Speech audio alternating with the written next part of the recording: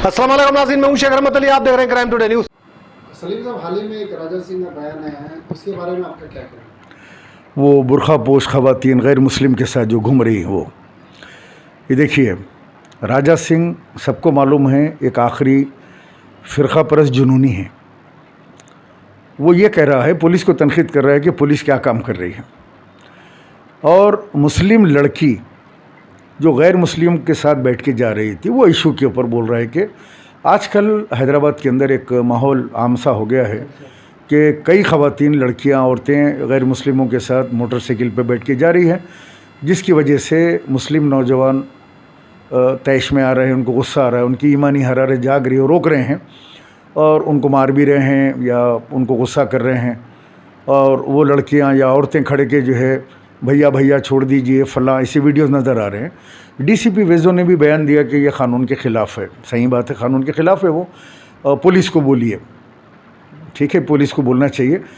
मैं मुस्लिम नौजवानों से ये कहूँगा कि वो गैर मुस्लिम लड़कों को पकड़ के उनको मारना या उनको गाली देना बुरी बात है।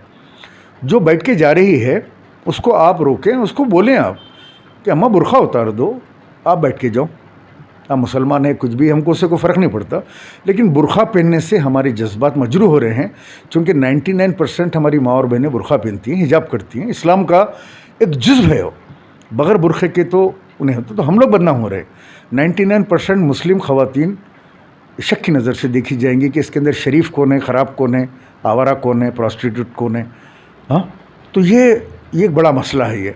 तो वो औरतें आप खाली उठाइए, नौजवान अगर रोके हैं आप उनको तो रोक के पूछिए कि क्यों जा रहे हैं इनके साथ, ज़रा आपका नकाब उतारिए, उनके चेहरे का वीडियो ले लीजिए, उनको बोलिए कि आप बुरखा उतार दीजिए, प्लीज़ उनसे गुजारिश कीजिए, आप बुरखा उतार दीजिए, बैठ के जाइए, बुरखे को पर्स में या थैली में रख लीजिए, इतना ही। कोई क़ानून को हाथ में मत लीजिए, बुरखा उतार के जाइए ना। वो गैर मुस्लिम को मारने की ज़रूरत है ना गाली देने की ज़रूरत, क़ानून के ख़िलाफ़ है ये।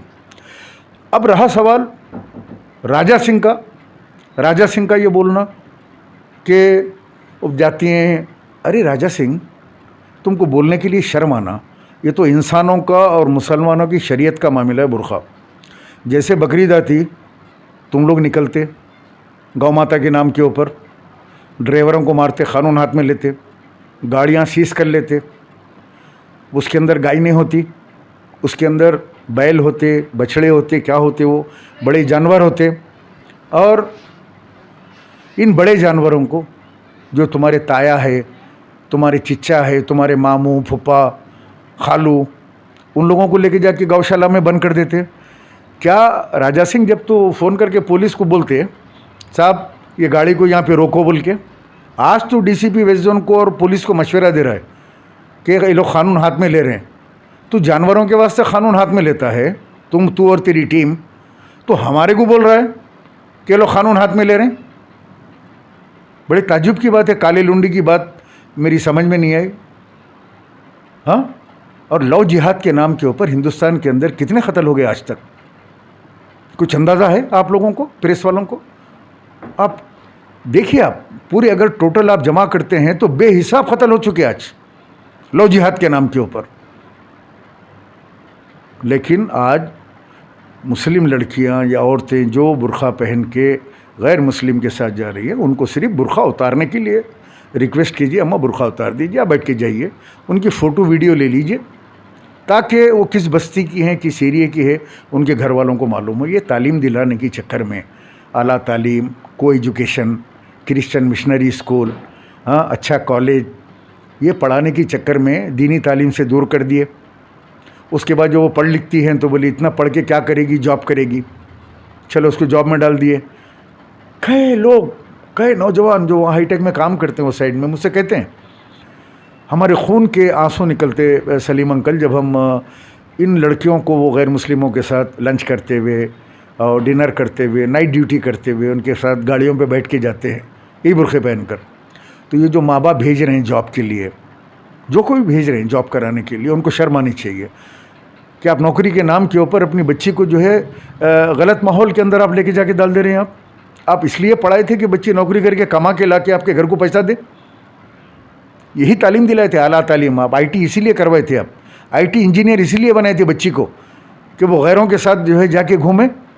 बहरहाल मैं तो ये कहूँगा कि हमारे उलमा इकराम, मसाजिद के ख़तीब हजरात, मस्जिदों के जो कमेटियाँ हैं, वो कमेटियों की ज़िम्मेदारी है कि इमाम साहब को लेकर, मस्जिद के मौज़न साहब को लेकर, वो जो मस्जिद की कमेटी है, हफ्ते में 15 दिन में एक टाइम निकालें और अपने बस्तियों के गलियों के अंदर सारे मसाजिद, आज हज़ारों मसाजिद पुराने शहर में निकलें, हाफिज़ साहब को भी साथ रखें, खटका मारें, सर्वे करें, बोले भाई आपके बच्चे कहाँ पढ़ते हैं, कौन सा स्कूल है, आपके कितने बच्चियाँ हैं, कहाँ वालों का ऑटो, मोटरसाइकिलें, गद्दे, पलंग, बिस्तरे पूरा तबाह हो गया।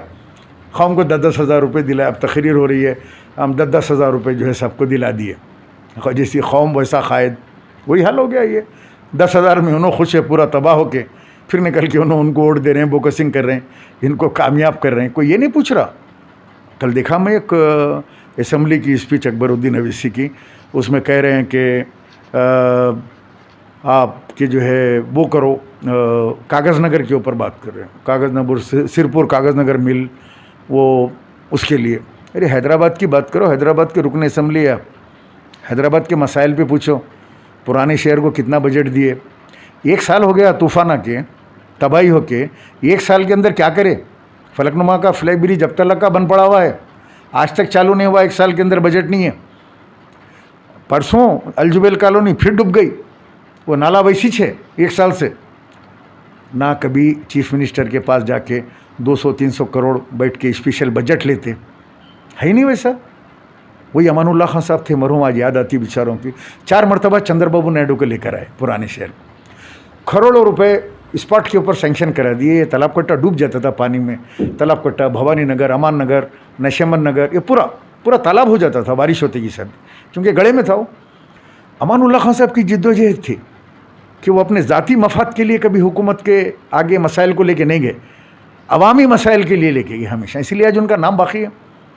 आज भी लोग इज़्ज़त और एहतराम से उनका नाम लेते।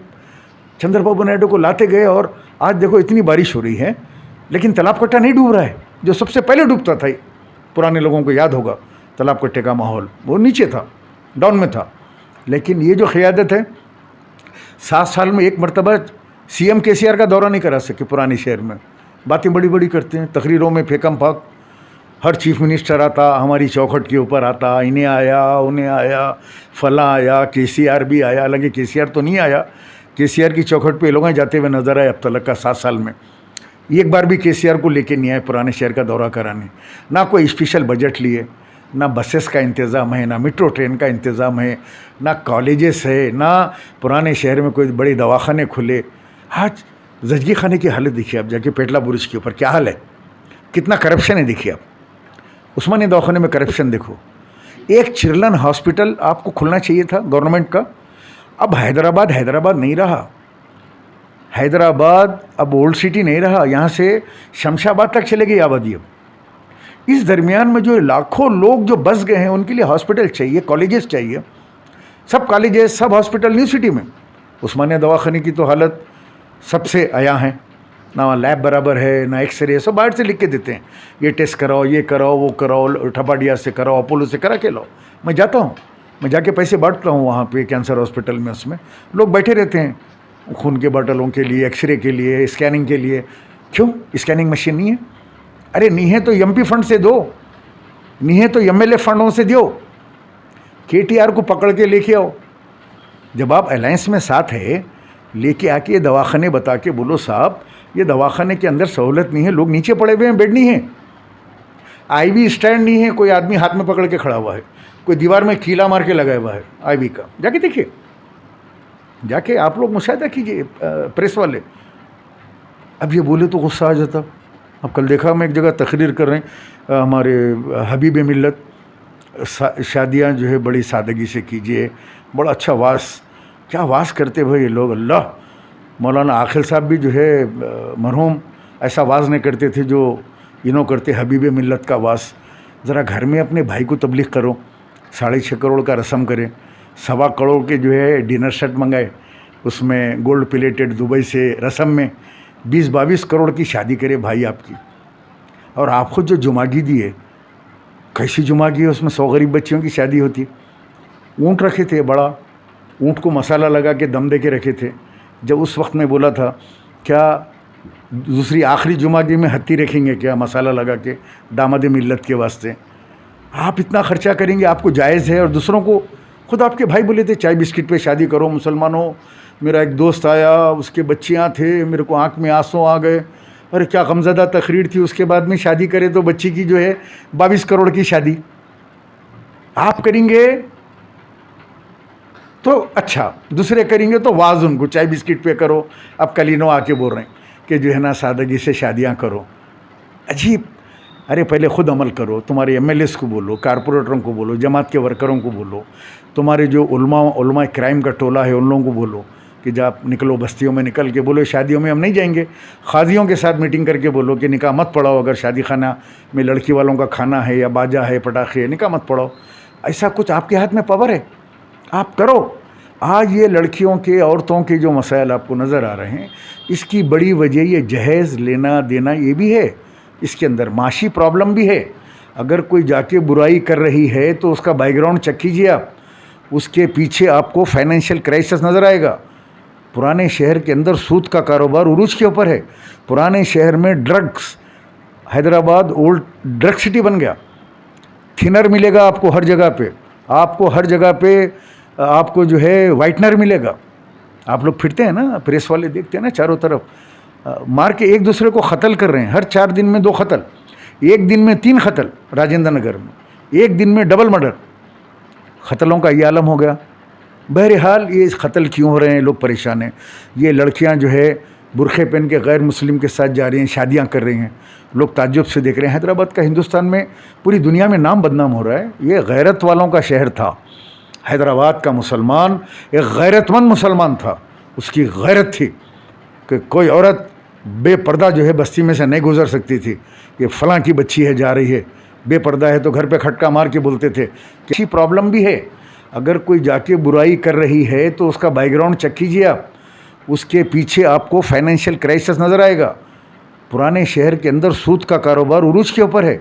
पुराने शहर में drugs, Hyderabad old drug city बन गया। थिनर मिलेगा आपको हर जगह पे, आपको हर जगह पे आपको जो है वाइटनर मिलेगा। आप लोग फिरते हैं ना, प्रेस वाले देखते हैं ना चारों तरफ, मार के एक दूसरे को क़त्ल कर रहे हैं। हर 4 दिन में 2 क़त्ल, एक दिन में 3 क़त्ल राजेंद्र नगर में, एक दिन में डबल मर्डर। क़त्लों का ये आलम हो गया। बहरहाल ये क़त्ल क्यों हो रहे हैं, लोग परेशान हैं। ये लड़कियां जो है बुरखे पहन के गैर मुस्लिम के साथ जा रही हैं, शादियां कर रही हैं, लोग ताज्जुब से देख रहे हैं। हैदराबाद का हिंदुस्तान में, पूरी दुनिया में नाम बदनाम हो रहा है। ये गैरत वालों का शहर था। हैदराबाद का मुसलमान एक गैरतमंद मुसलमान था, उसकी गैरत थी कि कोई औरत बेपर्दा जो है बस्ती में से नहीं गुजर सकती थी। ये फ़लाँ की बच्ची है जा रही है, बेपर्दा है, तो घर पे खटका मार के बोलते थे कि आपकी बच्ची बेपर्दा क्यों जा रही है जनाब, घर खाली कर दीजिए आप, या बच्ची को बुरखा पहनाइए। ये मुसलमानों की हैदराबाद की गैरत थी। आज उस गैरत को मजबूरी ने, फाइनेंशियली क्राइसिस ने, मुसलमानों को जॉब्स नहीं हैं। 2% के अंदर आ गया मुसलमान, खड़े के असेंबली में बोलो, मुसलमानों को नौकरियां दो बोलो। 7 साल से माइनॉरिटी फाइनेंस कॉरपोरेशन का खाली तनख्वाह दे रहे हैं, खाली पड़ा हुआ है वो बोलने के लिए नहीं होता। 5 मस्जिदें शहीद हो गई, 3 करोड़ रुपए वक्फ बोर्ड से ऐलान कर रहे हैं कि हम देके बनाएंगे। तोड़ेंगा केसीआर, 700 करोड़ का सेक्रेटेरिएट बनाएगा, 3 करोड़ रुपए गरीब वक्फ बोर्ड देंगा। फिर ताजुब की बात है भाई, कमाल है। आप बनाओ, अपनी जेब से बनाओ, बोलो कि मैं देता हूँ 3 करोड़ रुपए, आप ले जाके 3 करोड़ रुपए वक्फ बोर्ड को दे डालो, बहुत पैसा है ना आपके ने। 2000 करोड़ रुपए आपकी जमात के पास है, 200 करोड़ रुपए तो सालाना मेडिकल और इंजीनियरिंग दूसरे कॉलेजों की आपको आमदनी आती। पूरा जेब में, लंदन को चले जा रहा, बाहर चले जा रहा, ऑस्ट्रेलिया में फार्म हाउस खरीद रहे हैं बड़े भाई, वो भी मीलों पे है फार्म हाउस। लंदन में पैलेस बना लिए, यहाँ से पैसा वहाँ ट्रांसफ़र हो रहा। अरे यहाँ दो, यहाँ के मुसलमानों का पैसा है भाई। वो 20,000 करोड़ की ज़कात निकाले तो 200 करोड़ सालाना, 200 करोड़ में पुराने शहर की हालत सुधर जाती। ये वाज बयान, ये तकरीरा नक्को भाई। अब बेजार हो गए कौम। अब हम कुछ कहते हैं तो हमारे आंख के ऊपर डाल देते, ले आके जेल में बंद कर देते। कितने बार करेंगे बंद हमारे को? लेकिन हम हक़ तो बोलेंगे, सच तो बोलेंगे, चाहे आपको बुरा दिखे भला दिखे, हम सच बात के ऊपर उठाएंगे। मुसलमानों को, आज मुसलमान नौजवानों को बेरोज़गारी पूरे पुराने शहर में फैली हुई है, उसका मसला हल होना चाहिए मुसलमानों का। मुसलमानों को डबल बेडरूम कितने परसेंट के हिसाब से मिलना चाहिए। माइनॉरिटी कॉरपोरेशन से मुसलमानों को लोन मिलना चाहिए कारोबार के लिए। पुराने जितनी भी हुकूमतें थी, चाहे वाई एस राजशेखर रेड्डी रहो, तेलुगु देशम रहो, बाबू रहो, मुसलमानों को सब्सिडरी लोन मिलता था, वो अपने छोटे मोटे कारोबार कर लेते थे, ऑटो ले लेते थे फला। लेकिन आज बैंक वगैरह से कोई ऐसा सब्सिडी लोन टीआरएस हुकूमत मुसलमानों को नहीं दी। ये हुकूमत खुद एक पक्की फ़िरका परस्त बीजेपी की एजेंट है, सीएम केसीआर। ये मुसलमानों के लिए 12% बोल के धोखा दिया। वक्फ बोर्ड को जुडिशियल पावर दे तो बोला, ऐवान असम्बली में बोल रहे हैं सीबीआई इंक्वायरी करो वक्फ ज़मीनों के ऊपर। अरे मेरे को सुन के बड़ी हंसी आई। 60 साल से वक्फ बोर्ड पे तुम लोग बैठे हुए हैं ना, कमेटी तुम लोगों की छे। तुम्हारा एमएलए है वहाँ मौज़म खान, अकबर निज़ामुद्दीन, जितने भी बैठे हुए हैं डंगरे पूरे आपके छे, पूरे अपने लोग यहाँ बैठे हुए हैं। अब सीबीआई इंक्वायरी पूरे अंदर हो जाते हैं जितने भी है। ये तुम्हारे ही माफिया बेच के खाए, क्या खबरस्तान आरएसएस वाले बेच के खाए? हाँ, क्या मस्जिदों की ज़मीन आरएसएस वाले बेचे? अरे सोप जाने दो, आप खाली मेरे एक सवाल का जवाब दे दो जो मैं पूछ रहा हूँ, फिर अंदर करते अंदर करो, बाहर करते बाहर करो। लैंको हिल की ज़मीन में कितना लिए थे लगड़ापति राजगोपाल के साथ? वहाँ से तो हालात बदले ना। हज़ारों करोड़ की मुसलमानों की वक्फ ज़मीन लगड़ापति राजगोपाल आपके बड़े भाई के साथ। एयरपोर्ट की ज़मीन हज़रत बाबा शरफुद्दीन साहब रहमतुल्लाह अलैह असम्बली के अंदर आप बोल रहे हैं 4000 एकड़ ज़मीन कहाँ चली गई आपके रहते पे? यहाँ आप तो बोलते कि घर में क्या पकड़ा लोगों के मुझे मालूम है, कौन क्या कर रहा, हमारी आंखें लगी हुई है मुसलमानों को डराने के लिए। लेकिन एयरपोर्ट के अंदर जो ज़मीन चली गई, उस वक्त ये शेरा कहाँ थे? जंगल में थे? कोई दूसरे स्टेट के जंगल में या जू में थे? कैसा की ज़मीन हमारी? कैसा टूटे मस्जिदां, कैसा शहीद हुए? मस्जिदां शहीद करने की ज़रूरत क्या, उसको ज़रूरत कैसे हुई? एक खाना मस्जिद के पास जाके अहमद पाशा खदरी नमाज़ पढ़े, बोले मस्जिद यहीं बनेंगी। इलेक्शन की तकरीरों में बोले हम एक खाना मस्जिद को नहीं भूले। वैसे ही बोले एयरपोर्ट की उमर फारूक मस्जिद को भी। आज भी वहाँ पे नमाज बाहर हो रही, बारिश हो रही, धूप के अंदर जाके पढ़ रहे हैं। एक और एक बड़े झूठे हैं महमूद अली। अरे उन्होंने भी केसीआर करने रह के जो इमाम ज़ामिन बन के इनको भी एक नई मिनिस्ट्री निकालना, मिनिस्ट्री फॉर झूठ या मिनिस्ट्री फॉर फेकम फाक। इन्हों पहुँच के वहाँ पे नमाज वमाज पढ़ के बोले यहाँ पे बहुत जल्द मस्जिद तामीर हो जाएंगी। जब डिप्टी सीएम थे, आज 5 साल हो गए, 5 साल से कुछ भी नहीं। डबीरपुरे के दवाखाने को आए, यहाँ पे छोटा दवाखाना ब्रिज के पास, बोले 100 बेड का मैं अपने फ़ंड से दवाखाना तामीर करूँगा। अखबारों में ऐसी सुर्खियाँ आई, मैं भी बहुत खुश हुआ। चलो इधर के इलाके के या खुदपुरे के लोगों को, गरीब लोगों को 100 बेड का हॉस्पिटल बन जाएगा। आज 6 साल हो गए, फेंके गायब हो गए। उन्हों फेंकते, इन्हों फेंकते। अब किसको अवार्ड देना मैं परेशान हूँ। मैं एक अवार्ड देना चाह रहा हूँ, फेकम फाक अवार्ड। केसीआर को दूँ, केटीआर को दूँ, या महमूद अली को दूँ, या असदुद्दीन को दूँ, या अकबरुद्दीन को दूँ। मैं एक पैनल बना के आप लोगों के सामने रखूँगा। ये फेकम फाक अवार्ड किसी एक के हाथ को तो देना ज़रूरी हो गया। वाखिर दावाना अनिल हम्दुलिल्लाहि रब्बिल आलमीन।